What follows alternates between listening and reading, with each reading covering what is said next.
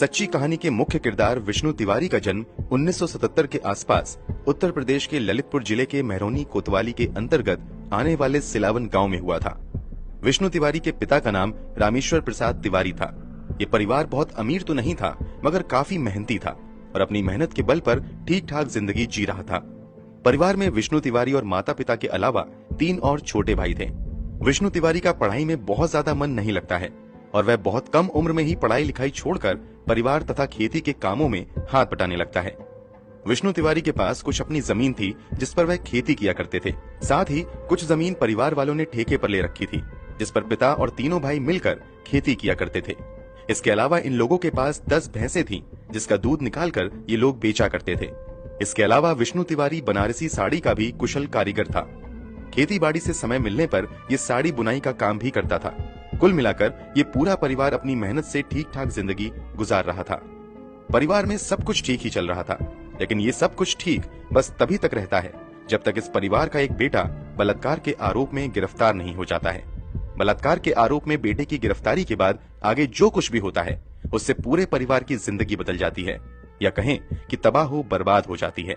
साल 2000 के सितंबर महीने में इसी गांव की रहने वाली एक महिला पास के हरौनी पुलिस स्टेशन में जाकर शिकायत करती है कि विष्णु तिवारी नाम के व्यक्ति ने उसके साथ बहुत ज्यादा मारपीट की है। साथ ही उसने जाति सूचक गालियां दी हैं। इसके अलावा वो महिला कहती है कि विष्णु तिवारी ने मेरा बलात्कार किया है और धमकी दी है कि अगर किसी से इस घटना के बारे में बताया तो मैं तुम्हारी जान ले लूंगी। आरोप काफी गंभीर थे, इसलिए पुलिस तुरंत मामला दर्ज कर लेती है।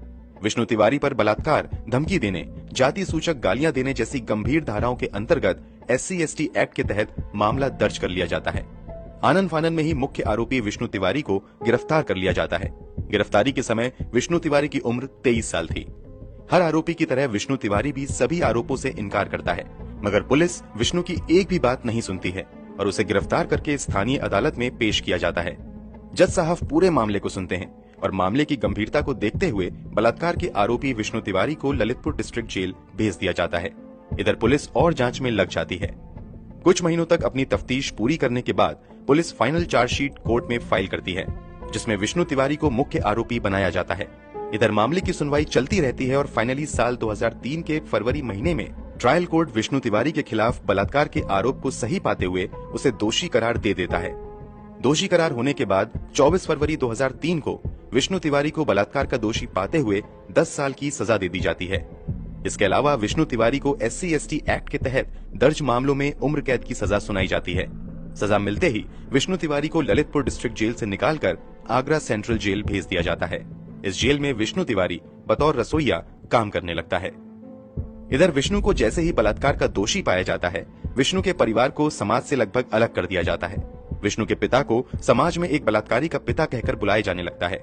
पूरे परिवार पर बलात्कारी का कलंक लग जाता है। लोअर कोर्ट से सजा मिलने के बाद इनके पास हाई कोर्ट में फैसले के खिलाफ अपील करने का विकल्प बचा हुआ था, मगर विष्णु तिवारी के परिवार वाले चाहकर भी बहुत कुछ नहीं कर पाते हैं, क्योंकि विष्णु के बलात्कार के आरोप में जेल जाने के बाद से उन लोगों का काम धंधा भी लगभग चौपट हो गया था। इस कारण उन लोगों की आर्थिक स्थिति बहुत अच्छी नहीं रह गई थी। उनके पास इतना पैसा नहीं था कि बड़े वकील को हायर कर सके और हाई कोर्ट में लोअर कोर्ट के फैसले को चुनौती दे सके। इन लोगों की जो भी सेविंग्स थी वह गिरफ्तारी के बाद के पहले 3 साल में ही लगभग खत्म हो गए थे। इसके अलावा लोअर कोर्ट में चली कानूनी लड़ाई के दौरान ही वकीलों की फीस देने के लिए विष्णु तिवारी ने अपनी जमीन भी बेच दी थी। अगले 2 साल तक विष्णु तिवारी जेल में सजा काटता है, लेकिन 2015 में जब परिवार वाले कुछ पैसों का इंतजाम कर लेते हैं तो हिम्मत जुटाकर इस फैसले के खिलाफ विष्णु तिवारी इलाहाबाद हाई कोर्ट में अपील करता है। फैसले के खिलाफ अपील करने के बाद 1 साल, 2 साल, 4 साल होते हुए 10 साल से ज्यादा गुजर जाते हैं, मगर केस की सुनवाई का नंबर आता ही नहीं है। आपको जानकर हैरानी होगी कि जहां आम कैदियों को महीने में या फिर तय नियम के अनुसार परिवार वालों से मिलने की अनुमति होती है, मगर विष्णु तिवारी चाहकर भी परिवार वालों से नहीं मिल पाता था। विष्णु तिवारी के पिता रामेश्वर प्रसाद तिवारी अक्सर जेल में अपने बेटे से मिलने जाया करते थे, मगर महीनों महीनों गुजर जाते थे, लेकिन उन्हें नहीं मिलने दिया जाता था। इसके बावजूद विष्णु तिवारी के पिता अक्सर मिलने की कोशिश करते रहते थे और मौका मिलने पर अमूमन वही मिलने आते थे। अब साल आ चुका था 2014। विष्णु तिवारी को जेल की सजा काटते हुए 14 साल हो गए थे। परिवार वालों को उम्मीद थी कि शायद वो अब बाहर आ जाएगा, मगर ना तो विष्णु तिवारी को पेरोल मिलती थी और ना ही बेल दी जाती थी। विष्णु तिवारी के लगातार जेल में रहने से पिता रामेश्वर प्रसाद तिवारी पर काफी बुरा असर पड़ता है और वह कई बीमारियों से घिर जाते हैं। इसी बीच उन्हें एक दिन लकवा मार देता है। परिवार के पास इलाज कराने तक के पैसे अब नहीं रह गए थे। कुछ दिनों तक तो रामेश्वर प्रसाद हालात से लड़ते हैं, मगर 2014 में ही उनका देहांत हो जाता है। विष्णु तिवारी अब तक इस बात से अनजान था और अगले कई महीनों तक वह अपने पिता की मृत्यु की खबर से अनजान ही रहता है। अब तक विष्णु तिवारी के पिता जिंदा थे। महीने तो महीने में बेटे से मिलने चले ही आते थे, मगर इस बार कई महीने बीत गए थे और विष्णु तिवारी से मिलने कोई नहीं आया था। जब कई महीनों तक पिता मिलने नहीं आते हैं तो जेल के अंदर विष्णु तिवारी अनहोनी की आशंकाओं में घिर जाता है। इस तरह इंतजार में 6 महीने बीत जाते हैं। तभी एक दिन विष्णु तिवारी को जेल में एक पत्र मिलता है। ये पत्र गांव के किसी परिचित ने उसे भेजा था। दरअसल ये बताने के लिए भेजा गया था कि 6 महीने पहले पिता की मृत्यु हो गई है। पिता की मृत्यु की खबर मिलने के बाद विष्णु पेरोल की मांग करता है, लेकिन उसकी ये मांग ठुकरा दी जाती है और वह जेल में ही कैद रहता है। साल गुजरते और बदलते रहते हैं, मगर विष्णु को जेल से रिहाई नहीं मिलती है। बाहरी दुनिया में बहुत कुछ काफी तेजी से बदल रहा था, लेकिन विष्णु तिवारी उन सभी बदलावों से बेखबर था, क्योंकि जेल में किसी को उससे मिलने ही नहीं दिया जाता था। काफी कोशिशों के बावजूद 2018 में परिवार के एक सदस्य को विष्णु तिवारी से मिलने की इजाजत मिल जाती है। अरसे बाद कोई विष्णु तिवारी से मिलने आया था। ये उसका छोटा भाई महादेव था। कोई मिलने आया है ये जानकर तो विष्णु तिवारी काफी खुश होता है, मगर भाई से मिलने के बाद उस पर दुखों का पहाड़ टूट जाता है। भाई बताता है कि 2014 में पिताजी की मृत्यु के लगभग 1 साल बाद ही मां का देहांत हो गया है। इसके अलावा मां की मृत्यु के बाद हार्ट अटैक से 2 भाई की भी मौत हो गई है। इतना कुछ सुनने के बाद विष्णु तड़प कर रह जाता है, मगर वह कुछ नहीं कर पाता है। वो बस खुद को कोसता रह जाता है कि आखिर उसने कैसा गुनाह कर दिया कि ना तो माता पिता को कंधा दे सका और ना ही भाइयों की अर्थी को सहारा दे पाया। अब तक विष्णु को जेल में गए हुए 19 साल से अधिक का वक्त गुजर चुका था। विष्णु ने 2005 में ही निचली अदालत के फैसले के खिलाफ इलाहाबाद हाई कोर्ट में अपील की थी। अब साल 2019 आ चुका था, मगर अब तक विष्णु की वो अपील वाली फाइल हाईकोर्ट के किसी कबाड़ खाने में धूल फांक रही थी, बल्कि अब तक तो उस फाइल पर 2-4 इंच मोटी धूल भी जमा हो चुकी थी। बीते समय के साथ विष्णु भी अपनी रिहाई की उम्मीद को छोड़ चुका था, लेकिन 2020 में कुछ ऐसा होता है जो किसी चमत्कार से कम नहीं था। जेल प्रशासन के एक अधिकारी की नजर विष्णु पर पड़ती है। वह विष्णु के व्यवहार से काफी प्रभावित होते हैं और उसके बारे में जानकारियां इकट्ठी करते हैं, तो पता चलता है कि विष्णु तिवारी पिछले 20 साल से बलात्कार की सजा काट रहा है। उसे उम्र कैद की सजा मिली हुई है। अब तक ना तो उसे बेल मिली है और ना ही एक बार भी उसे पेरोल पर बाहर जाने दिया गया है। अब वह अधिकारी विष्णु तिवारी की फाइल को मंगवाते हैं तो पता चलता है कि विष्णु तिवारी ने 2005 में निचली अदालत के फैसले के खिलाफ अपील की थी, मगर अब तक उसकी एक सुनवाई तक भी नहीं हुई है। अधिकारी को यह भी पता चलता है कि आर्थिक स्थिति बहुत ज्यादा दयनीय होने की वजह से वह दोबारा अपील भी नहीं कर पाया है। उसके पास वकील की फीस देने तक के पैसे नहीं बचे थे। इन सब के अलावा जेल अधिकारी जब इस केस से जुड़े पुरानी फाइल्स निकाल पाते हैं तो उसमें उन्हें कई सारी खामियां नजर आती हैं। इसी के बाद Agra central jail authority state legal services authority से संपर्क करता है और उसे विष्णु तिवारी के केस के बारे में विस्तार से बताता है। पूरे मामले को जानने के बाद अब इस मामले में स्टेट लीगल सर्विस अथॉरिटी दखल देती है और कबाड़ खाने से विष्णु तिवारी की पुरानी फाइल्स निकाली जाती हैं और फाइनली 2020 में निचली अदालत के खिलाफ दायर अपील की पहली सुनवाई इलाहाबाद हाई कोर्ट में होती है। इस सुनवाई के बाद आगे भी कई दिन तक ये मामला इलाहाबाद हाई कोर्ट में चलता है। पूरी सुनवाई के दौरान कई सारी खामियां नजर आती हैं। सबसे पहले तो कोर्ट ये नोटिस करता है कि साल 2000 में जिस तारीख को महिला ने थाने में जाकर शिकायत की थी, एफआईआर उस डेट को दर्ज नहीं हुई थी, बल्कि 3 दिनों बाद एफआईआर दर्ज किया गया था। शुरू से यही कहा जाता रहा कि शिकायत महिला ने खुद ही दर्ज करवाई है, मगर हाई कोर्ट में चली सुनवाई के दौरान ये भी पता चलता है कि एफआईआर महिला ने नहीं बल्कि उसके पति और उसके ससुर ने दर्ज करवाई थी। हाई कोर्ट ये भी नोटिस करता है कि निचली अदालत में पुलिस द्वारा ना तो एक भी सबूत पेश किया गया था और ना ही एक भी गवाह थे, बल्कि केवल पुलिस की चार्जशीट और एफआईआर को आधार मानते हुए निचली अदालत ने विष्णु तिवारी को एफआईआर में दर्ज की गई सभी धाराओं के तहत दोषी मानते हुए सश्रम आजीवन कारावास की सजा सुना दी थी। महिला ने आरोप लगाया था कि उसके साथ विष्णु तिवारी ने मारपीट की है और उसका बलात्कार किया है, जबकि उस समय के मेडिकल रिपोर्ट की जांच करने पर पाया गया कि मेडिकल रिपोर्ट में भी साफ साफ लिखा गया था कि जांच से बलात्कार की पुष्टि नहीं होती है। ना तो महिला के प्राइवेट पार्ट पर किसी तरह की चोट के निशान थे और ना ही महिला के शरीर पर किसी तरह के चोट के निशान थे। इन सब के बावजूद निचली अदालत ने सभी फैक्ट्स और तथ्यों को नजरअंदाज करते हुए महज पुलिस एफआईआर और चार्जशीट को आधार बनाते हुए विष्णु तिवारी को बलात्कार के जुर्म की 10 साल सजा तथा SC/ST एक्ट के तहत दर्ज मामलों में सश्रम आजीवन कारावास की कड़ी सजा सुना दी। इन सभी तथ्यों को देखने के बाद तथा अपनी ओर से कुछ और जांच करवाने के बाद इलाहाबाद हाईकोर्ट में मामले की सुनवाई कर रहे जस्टिसेस डॉक्टर कौशल जयेंद्र ठाकुर तथा जस्टिस गौतम चौधरी पाते हैं कि विष्णु तिवारी पर लगाए गए आरोप पूरी तरह बेबुनियाद और फर्जी हैं। विष्णु तिवारी को उस जुर्म की सजा मिली जो उन्होंने किया ही नहीं था। 19 साल 3 महीने और 3 दिन तक विष्णु तिवारी उस जुर्म की सजा काटते रहे जो उन्होंने कभी किया ही नहीं। पूरी सुनवाई के बाद तत्काल इलाहाबाद हाईकोर्ट विष्णु तिवारी को बाइज्जत बरी करने का हुक्म देता है। कागजी कार्यवाही पूरी करने के बाद फाइनली 2 मार्च 2021 को विष्णु तिवारी को आगरा सेंट्रल जेल से रिहा कर दिया जाता है। 2 मार्च 2021 की शाम विष्णु तिवारी जेल से जब बाहर आए तो उनके पास एक छोटा सा बैग था, जबकि दूसरे हाथ में उन्होंने झोला पकड़ रखा था जिसमें उनके कुछ जरूरी सामान और कुछ कपड़े थे। इसके अलावा विष्णु तिवारी के पास वह 600 रुपया भी था जो उन्होंने पिछले 20 साल जेल में बतौर रसोइया काम करते हुए कमाए थे।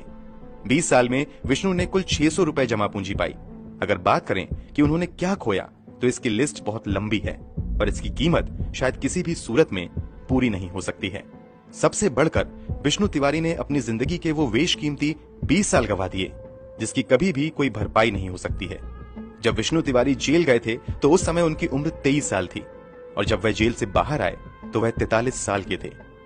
जेल जाने से पहले इनका हंसता खेलता परिवार था। घर में माता पिता और 3 भाई थे, मगर 20 साल में विष्णु ने अपने माता पिता और 2 भाइयों को खो दिया। ना तो माता पिता की अर्थी को कंधा दे सके और ना ही भाइयों को। जेल जाने से पहले इनके पास कई सारी गाय थी, भैंस थी और ये खेती बाड़ी भी करते थे, मगर जेल जाने के बाद सब कुछ लुट गया, बर्बाद हो गया। लगभग सारी जमीन कानूनी खर्चा उठाने में बिक गई। एक सवाल शायद आपके मन में अभी भी घूम रहा होगा कि आखिर वो क्या वजह थी कि विष्णु तिवारी पर फर्जी एफआईआर करवाए गए और उन्हें जबरदस्ती जेल भेजा गया। दरअसल पूरा मामला कुछ जमीनी विवाद और जानवरों को बांधने को लेकर हुई मामूली कहासुनी से जुड़ी थी। विष्णु तिवारी के परिवार वालों से तथा जिस महिला के परिवार वालों ने एफआईआर दर्ज करवाई थी उनके बीच किसी जमीन को लेकर विवाद चल रहा था। इसके अलावा जानवरों को खेत में बांधने को लेकर भी कई बार विवाद हुआ था। ऐसा ही झगड़ा साल 2000 के नवंबर महीने में भी होता है। इसी झगड़े के बाद वो महिला थाने में जाकर फर्जी शिकायत दर्ज करवाती है। पहले तो महिला की शिकायत पर एफआईआर दर्ज नहीं होता है, लेकिन उस महिला का पति और ससुर कुछ स्थानीय नेता टाइप लोगों को लेकर थाने में चला जाता है और फिर राजनीतिक दबाव में एफआईआर दर्ज कर ली जाती है और मनगढ़ंत धाराएं भी लगा दी जाती हैं ताकि आरोपी को लंबे समय तक जेल में रखा जा सके। इलाहाबाद हाईकोर्ट सुनवाई के दौरान इसी जमीनी विवाद और जानवरों को बांधने को लेकर होने वाले झगड़े को फर्जी एफआईआर का मोटिव मानते हुए विष्णु तिवारी को बाइज्जत बरी कर देता है। हाईकोर्ट की सुनवाई के दौरान जो सबसे इम्पोर्टेंट बात निकलकर सामने आई वो ये थी कि इस पूरे मामले में SC/ST एक्ट का दुरुपयोग हुआ है। दरअसल शिकायत करने वाली महिला का परिवार दलित था, जबकि विष्णु तिवारी का परिवार ब्राह्मण था। इसलिए दर्ज एफआईआर में जानबूझकर SC/ST की धाराएं लगवाते हुए आपसी जमीनी विवाद को दूसरा रंग दे दिया गया। इस फैसले के बाद कहा गया कि आखिरकार सच्चाई की जीत हुई। 20 साल बाद ही सही विष्णु को जेल से आजादी तो मिल गई। इसे अगर आप सच्चाई की जीत कहेंगे तो फिर सजा क्या है? हकीकत तो ये है कि इस पूरे मामले में सत्य परेशान भी हुआ और पराजित भी हुआ। हाँ, जीत इस आधार पर कह सकते हैं कि परिवार पर जो बलात्कारी होने का कलंक लगा था वह धुल गया। जेल से बाहर आने के बाद विष्णु तिवारी ने भी एक इंटरव्यू में कहा था कि जेल में मुझे कई बार ख्याल आया कि मैं आत्महत्या कर लूं, मगर मैं हमेशा यही सोचकर खुद को जिंदा रखता रहा कि अगर मर गया तो सच्चाई वापस नहीं होगी और मैं मरने के बाद भी एक बलात्कारी के तौर पर पहचाना जाता रहूंगा। अब मुझे कम से कम इस बात का संतोष है कि मैं बलात्कारी नहीं हूं। मैंने दुनिया के सामने और समाज के सामने अपनी बेगुनाही साबित कर दी है। जब इलाहाबाद हाईकोर्ट से विष्णु तिवारी को बाइज्जत बरी कर दिया गया तो ये मांग बड़े स्तर पर की जाने लगी कि सरकार को विष्णु तिवारी को मुआवजा देना चाहिए ताकि जो कीमती समय उन्होंने बेगुनाह होते हुए भी जेल की सलाखों के पीछे गुजार दिया उसकी भरपाई हो सके। इस संबंध में कुछ लोगों ने सुप्रीम कोर्ट में भी याचिका दायर करते हुए कहा था कि ऐसा नियम बनाया जाए जिसके तहत लंबे समय तक बेगुनाह होते हुए भी जेल में सजा काटने वाले लोगों को बेगुनाह साबित होने पर मुआवजा दिया जा सके। हालांकि 2022 में सुप्रीम कोर्ट ने ये कहते हुए इस याचिका को खारिज कर दिया कि ये सरकार का मामला है, केंद्र और राज्य सरकार खुद ही इस पर अपने नियम बनाए। चलिए हाल ही में विष्णु तिवारी के साथ घटित हुई एक और ट्रेजेडी के बारे में आपको बता देते हैं। अपनी जिंदगी के गोल्डन ईयर्स जेल की सलाखों के पीछे काटने के बाद जब 2021 में विष्णु तिवारी जेल से बाहर आए तो वो नए सिरे से अपनी जिंदगी की शुरुआत करने की कोशिश में, क्योंकि महज 23 साल की उम्र में वह जेल चले गए थे, इसलिए उन्होंने अब तक शादी नहीं की थी। जेल से बाहर आने के बाद वह बिल्कुल अकेले हो गए थे, इसलिए उन्होंने शादी करने का फैसला किया। इसी सिलसिले में एक रिश्ता उनके पास आया। रिश्ता पसंद आने के बाद सभी बातें तय हो गईं और 22 जुलाई 2022 को हिंदू धर्म के रीति रिवाज के अनुसार विष्णु तिवारी ने एक मंदिर में जाकर शादी कर ली। मगर उनकी शादीशुदा जिंदगी बस पाती उससे पहले ही उजड़ गई। दरअसल शादी के अगले ही दिन विष्णु तिवारी की दुल्हन और दुल्हन की कथित मां घर में रखे थोड़े बहुत पैसे, कीमती सामान और कई चीजें लेकर रफू चक्कर हो गए। बाद में खुलासा हुआ कि वह एक लुटेरी दुल्हन थी जो ऐसे ही लोगों से शादी करती थी और फिर उन्हें लूट कर भाग जाती है। इन सब दुख के बीच फिलहाल विष्णु तिवारी हालात से लड़ते हुए अपनी जिंदगी को पटरी पर लाने की कोशिश कर रहे हैं। दोस्तों, विष्णु तिवारी की पूरी कहानी जानने के बाद आप क्या कहना चाहेंगे? कमेंट बॉक्स में जरूर बताएं। इस वीडियो को लाइक करते हुए शेयर भी करें ताकि ज्यादा से ज्यादा लोग इस बारे में जान सकें और सतर्क हो जाएं।